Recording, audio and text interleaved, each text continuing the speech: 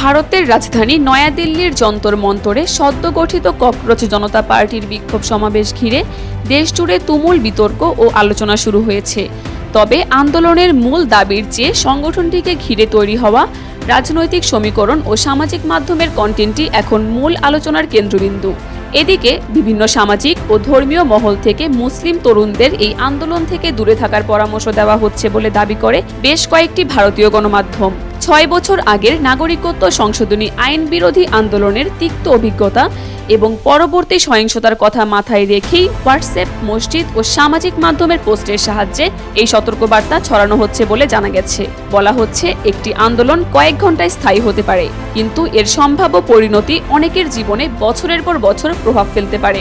এছাড়া সমাবেশ শেষে যন্তর মন্তরে ফেলে যাওয়া আবর্জনার কিছু ছবি ও ভিডিও সামাজিক মাধ্যমে ভাইরাল হয়েছে।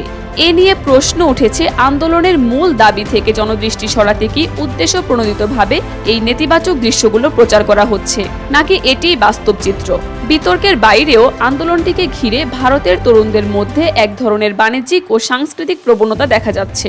স্থানীয় ব্যবসায়ীদের মতে, বাজারে তেলাপোকার প্রতীক সংবলিত মুখোশ, পতাকা ও টি শার্টের চাহিদা ব্যাপক বেড়েছে, যা ব্যবহার করে তরুণরা সামাজিক মাধ্যমে প্রতিনিয়ত ছবি ও ভিডিও শেয়ার করছেন।